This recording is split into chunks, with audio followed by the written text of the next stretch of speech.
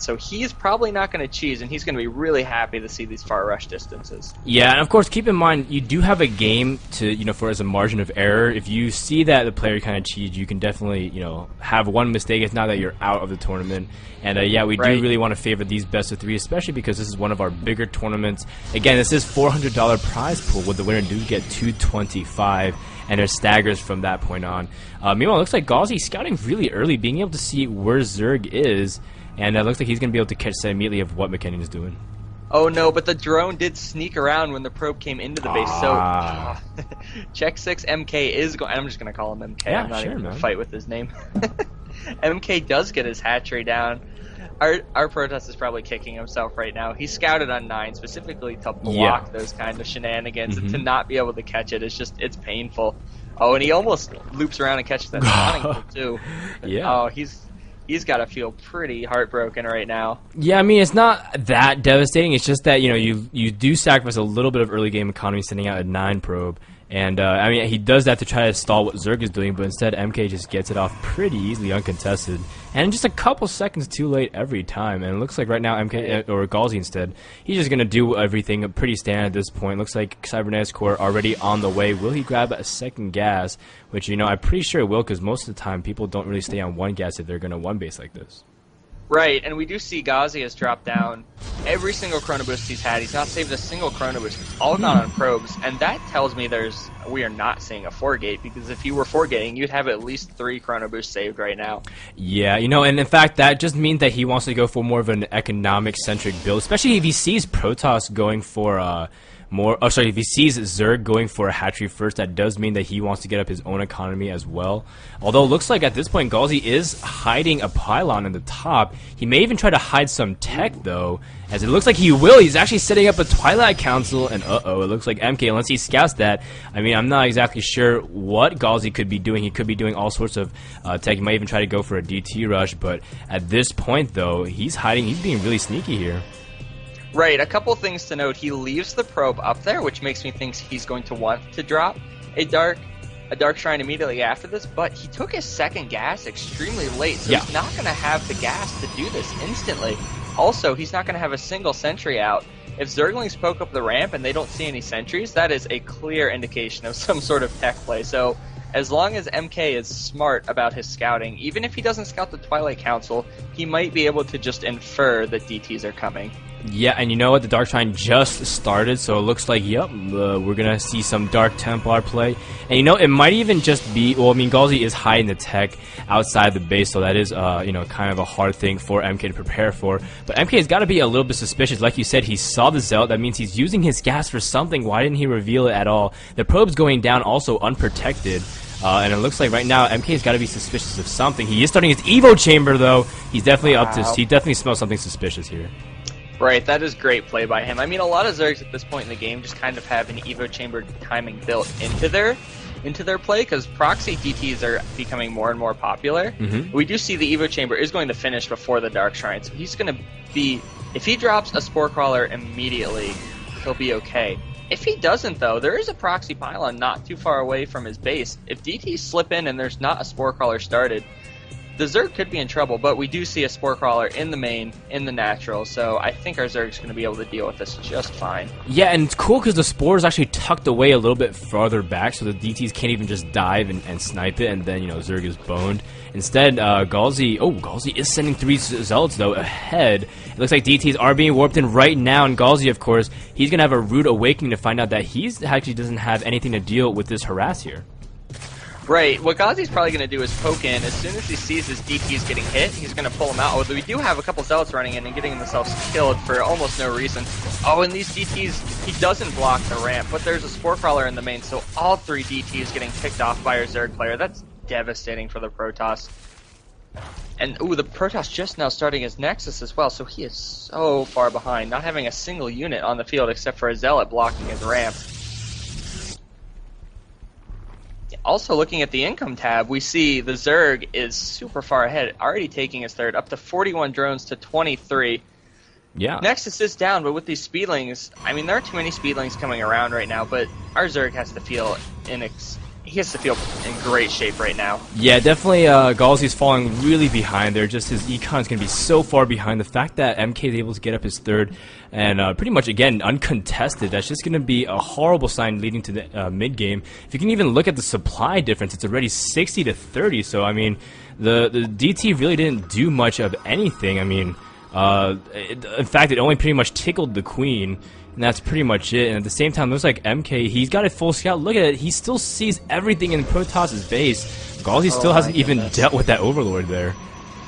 Yeah, our Zerg has to be feeling amazing right now. He's doubling the Protoss and Harvesters. We see he's starting to make roaches. I think at this point, our Zerg is regretting that these rush distances are so far because he can't just go and end the game right now. Yeah, I mean, right now MK has nothing to fear. He has to just, you know, of course, be cautious. Can't move out unless he has some kind of overseer with his army. But I mean, layer is done. Upgrades already are on the way. Roach speed is around half done. +1 missiles, and meanwhile, Protoss is still working on his first tech on Robo facility outside of the Dark Shrine. And right now, I mean, he's going to play super defensive, but it's going to take a miracle, as right now he's just starting to saturate his mineral field. And, I mean, there's nothing really he can do. MK looks like he's going to get ready to move out, as he already has a bunch of roaches and an overseer on the way. Right, I think our Zerg is just waiting for this overseer to go ahead and attack, because he doesn't want to deal with DTs until he can make sure he sees them. We do see one DT harassing the third. It does a tiny bit of damage, but as soon as the overseer gets up here, it's going to die. And then I think we're going to see our Zerg go for the push. Oh, yeah, I mean, it might be. It'll all come down pretty much to how much MK feels like he needs to be secure. Because, you know, again, you never know. If you try to go for an early counterattack, you might throw away your advantage too early. Of course, you don't want to hesitate too early, because Protoss is one of those races where it's easy to let them back in the game if you be too defensive. So it looks like right now the timing is now. If +1 did finish, Roach Burrow movements on the way as well as Burrow itself. So it's going to finish actually at the exact right time. And MK, he's going to go for such a strong time push. I don't know if Galzi can hold this off. Yeah, Galzi does have a good number of sentries, but only one cannon, and those zealots are really not going to help against roaches, especially roaches controlled by such a high-level player. We do see force fields going down. Those aren't bad. They zone out the roaches for a little bit, but it's really only delaying the inevitable at this point, as more and more roaches are going to be streaming across the map. He's chrono boosting out in the Mortal. We do have the engagement. Oh, those force fields don't end up... They barely trap the first two roaches. The rest of them actually get behind the force fields, and those zealots just get eaten alive. I think we're going to see GG out of this Protoss any second. Yeah, you know, that's something you don't see every day, where the fact... Oh, and the Immortal actually does join the battle, which will take care of some of the roaches. But again, that's something you don't see every day, where force fields actually helping roaches with their range. And it looks like Galzi with nothing but sentries and one Immortal left. It doesn't matter how strong Immortals are good against roaches. Right now, there's just too many roaches, so there is good game from Galzi. And game number 1 will go to MK, our red Zerg, and definitely well-deserved, especially with how well he's been prepared all game. Oh, he played great, and Dark Templar rushes, you have to be a lot more careful with your DTs. If you run them into the base and you see Spore Crawlers, you have to immediately pull out and turn them into an Archon. Otherwise, they just become wasted units. I also want to point out that Burrow really... I guess the victory is probably already sealed without the Burrow. Yeah. But I was watching our Zerg player Micro there during the battle, and every time a Roach got too low, it burrowed and healed up, and there was nothing the Protoss could do about that. Yep, and you know, definitely a great win for MK. And of course, Galzi chooses Shakur's Plateau, so you know, we're gonna go for game number 2 right over here, and we're gonna try to see if we can get it started right away. Again, if you're tuning in just now, or you've been watching kind of in the middle and you're kind of confused what's going on, this is the Playhem $400 Open Tournament, and Bonk is casting with me, Frodan, and we're very excited again. And I mean, what do you think Galzi should do to get ready for game number 2 here? Well, his first game he went for cheese, and it failed utterly. So at this point, he's got to be feeling pretty bad. He's got to be feeling outmatched. I think we're gonna see any sort. Oh, you're fine. Any sort of trick, like any trick he has, he's gonna pull out all the stops to try to win this. And I think he's gonna be really afraid of our Zerg player going into a macro game again, because he saw how outmatched he was. Yeah. I'm expecting some sort of all-in. Although he did pick Shakur's Plateau, and that's a great macro map. Yep. So, I can definitely expect good play. Maybe Galsy can do, it's a very popular thing to go forge fast, expand on this kind of map. And, Galsy might even try to play off of that and maybe try to do some kind of early all-in to do something like that related. So, it looks like right now Galsy's showing some manner. Is that German or... I'm not exactly... I think it's gibberish. I don't want to sound... I don't know. I think it's gibberish. I don't want to sound like I'm being insensitive if it is some sort of language, but I'm pretty sure that was nothing there. Yeah. It was just a bunch of letters and symbols typed. So we do see the blue Protoss spawning in the top. This probe's coming down. It's probably gonna, drop that pylon. He's gonna go for a forge fast expand, although that pylon might be a little too far back. That could actually be so devastating. Ooh, yeah. That, actually, that kind of just goes to show you a little bit of refinement to the point where you've played enough times to know exactly where the pylon should go. Right. And, that's just the small things that separate the good from the best. Because no doubt Galsy is a really good player, but he's up against a super good player. I mean, McKinnon's just showed has been able to have great awareness of just knowing what to do at the right situation. And, he definitely picked the perfect counterattack, going for roaches, and with that speed counterattack timing with +1. So, that was just really good sense. And I can expect the same here going to game number 2. Right, we see MK is actually hiding this drone. Very smart. He's going to wait till the probe pops up and just go ahead and sneak his hatchery again. Meanwhile, we do see our blue Protoss putting down the forge. And going back to what you said, it's always funny when I'm in a game because I feel like in really big battles I can do all sorts of cool maneuvers with my units, but then sometimes when I'm dropping one pylon and trying to get it in that perfect position, it takes me 10 seconds to move it around until I finally put it down. Oh, yeah. Oh, it looks like Galsy, he does see the hatchery first. He's going to place that pylon. Of course, MK, he's going to bring over his Overlord. And, they got to deal with that pylon immediately because you don't want to get a free loss just because you weren't ready for a couple cannons. Right, and great Overlord placement. You got to remember when this hatchery comes up, you don't get any vision from it, so you have to have this Overlord down here as well to see pylons like this. And MK playing perfectly, sees the pylon, pulls his drone, doesn't pull... Well, he is actually pulling a lot of drones at this point, but, he pulls the right amount of drones to make sure he's going to be safe, and he's got to be feeling good taking care of this cannon rush. Yeah, and you know what? Galsy even played into that and said, I'm just going to have him stall for time and... use it to lose mining time at this point. So MK's already even caught wind of that. Gonna only have one drone drill it down. And, it looks like right now Galsy's just gonna transition to everything else. Normally, he realized he can go for a gateway immediately because the pool is, relatively late for going for a hatchery first. So overall, not too bad of a start for either player, although Galsy is temporary supply block. Right, I would say they're in... Yeah, that supply block actually hurts a little bit, but when you have a second Nexus up with Chrono Boost, you can quickly recover.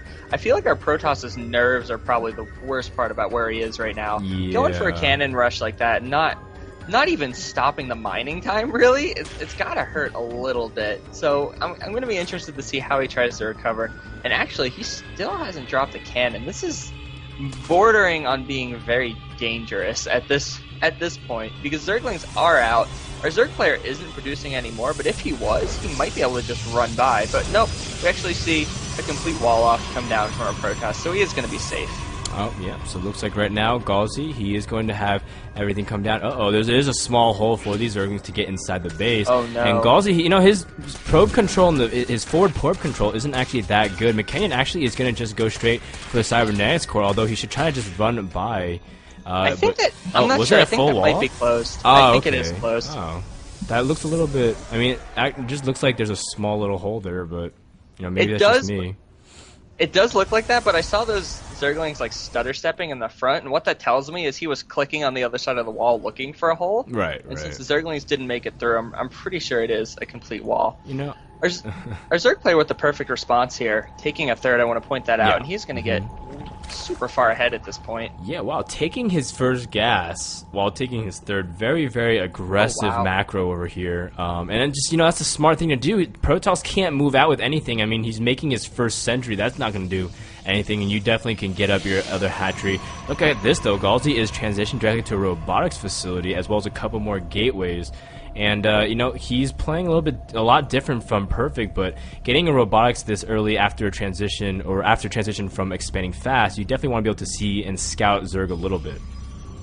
Right, and as we saw with Perfect's play earlier, Stargate is such a good and easy transition out of Nexus first build that it's almost expected by a lot of Zergs. So going a quick Robo can actually be really smart to catch your Zerg player off guard. If you hit some sort of Colossus timing push while they're still looking for Void Rays, you can get a decent advantage from that. But we see our Protoss player is actually Sublime blocked himself. He tried the Chrono Boost his Observer out, didn't quite work because it didn't